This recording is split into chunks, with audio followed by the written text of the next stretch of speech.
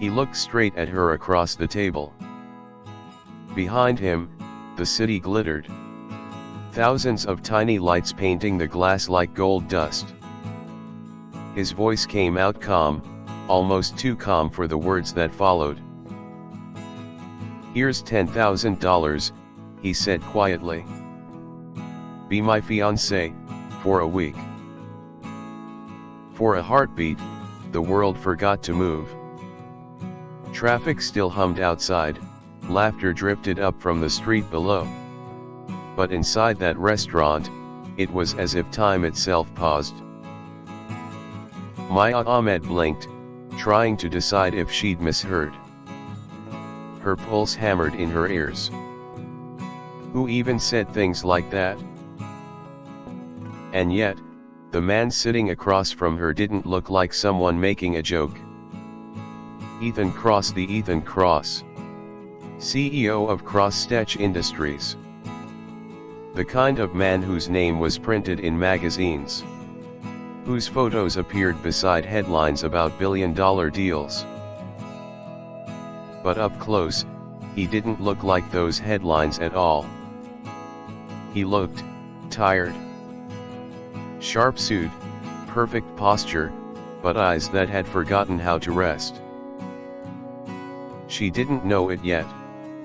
But this single week he was offering her would change them both forever. For most of her 26 years, Maya had lived between exhaustion and hope. Her world was small, a rented studio apartment. The smell of roasted coffee beans from the cafe downstairs. And the constant sound of her phone buzzing with hospital updates about her mother. Dreams. They were things she used to have. Now she just had bills. Every morning she tied her hair into a neat ponytail, pinned on her name tag, and told herself to smile at strangers who never really saw her. Until one afternoon, the stranger who didn't smile back changed everything. Ethan had been coming to the cafe for weeks. Always at the same table by the window. Always ordering black coffee with no sugar. He never looked up from his phone. Never made small talk. Never seemed alive in the same way other people were. That day, the rush hour crowd was heavier than usual. Her hands were trembling from too many orders. And when she turned too fast, the tray slipped. Hot coffee splashed down his sleeve. "I'm so sorry," she gasped, reaching for napkins. He looked up at her then. And for a moment she forgot to breathe. His eyes weren't angry. They were sad, like he'd lost something years ago and still hadn't found it. "It's fine," he said simply. He helped her pick up the cup. Then added, almost to himself, "I could use someone like you." She blinked. "Someone like me?" He studied her for a long second. Then he said it calmly, absurdly. "I need someone to pretend to be my fiancé for a week." That night, Maya replayed those words over and over as she lay staring at the ceiling. Her apartment was quiet except for the whir of the ceiling fan. On her counter lay the envelope he'd handed her. White, sealed, and heavy with 10,000 reasons to say yes. Her practical side screamed that it was insane. Her mother's unpaid hospital bill said otherwise.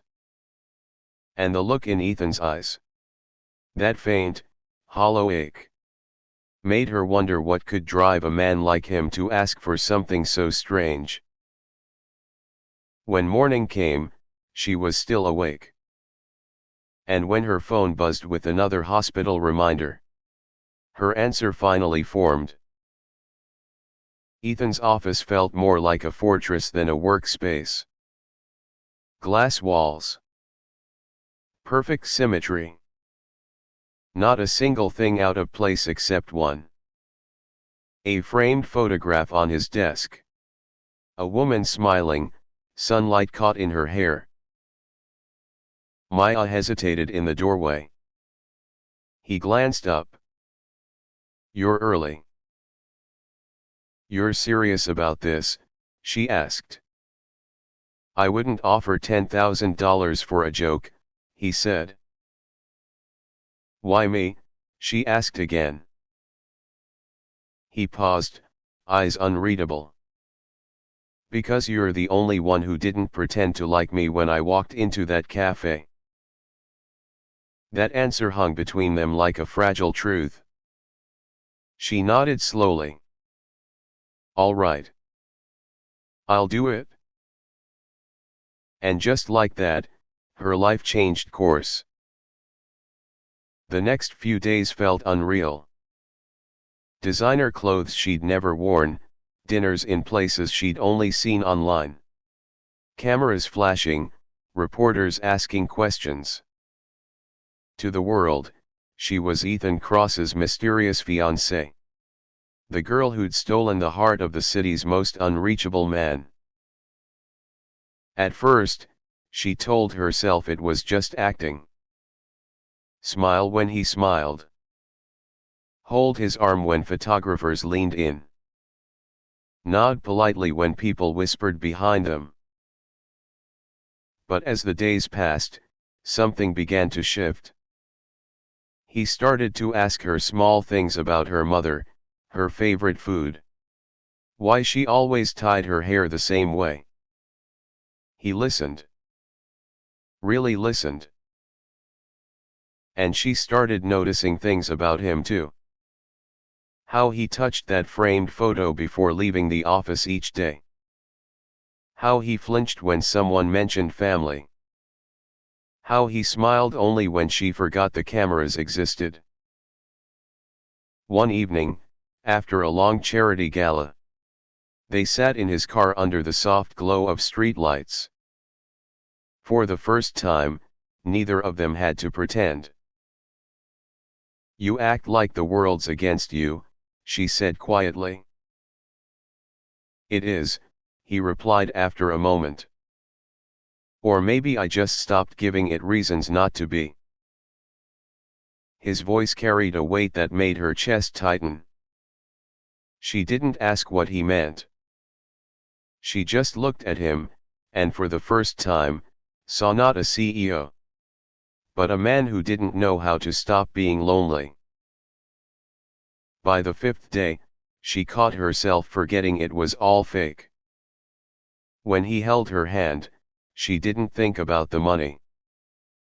When he laughed, really laughed, she found herself wanting to make him do it again. But the illusion shattered on the sixth day. She'd arrived early to his office. And before he noticed her, she heard voices through the glass wall. Ethan's father was there, older, colder, sharper. "You think pretending to care will save your company's reputation," the older man said. Ethan's reply was quiet but firm. "I don't care about the company anymore. I just needed a reason to feel something again." Maya froze. It wasn't a publicity stunt. It wasn't even about business. It was about a son trying to remember what love felt like after losing everything. That night, she confronted him. "Why me, Ethan? What is this really about?" He met her eyes and said, almost whispering, "Because when I lost everything, I stopped believing in people. You made me believe again." Her throat tightened. "But it's fake. All of this." His answer came out broken. "Not anymore." The week ended with rain. Gray clouds swallowed the city skyline as she stood outside his penthouse, holding the envelope he'd given her. She placed it on his doorstep with a small note tucked inside. Keep your money. You gave me something worth more. She turned and walked away before her heart could change its mind. Didn't look back. Didn't cry until the elevator doors closed. Ethan stood behind the glass, watching her leave, feeling the first real pain he'd allowed himself in years. Days passed. The media moved on to the next story.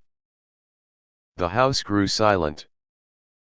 And every night, he found himself staring at that same cafe's website, scrolling through photos of her smiling behind the counter. Weeks later, on a quiet evening, he finally went back. Maya was there, hair pulled up, sleeves rolled, that same easy smile. She froze when she saw him. Neither spoke for a moment. He stepped closer. You still owe me one thing, he said softly. She tilted her head. What's that? He smiled, a real one this time, shy and hopeful. A real answer, if I asked you to be my fiancée again. But this time, for real. Her eyes softened. Then don't you dare offer me $10,000 again. He laughed quietly. No money. Just love. If you'll have it. Her answer came with a smile that reached her eyes. And somewhere in that tiny cafe, between the smell of coffee and the hum of evening traffic, the lonely CEO finally found what he'd been pretending to search for. Something real. Because sometimes, the most valuable deal in your life costs nothing at all, but changes everything.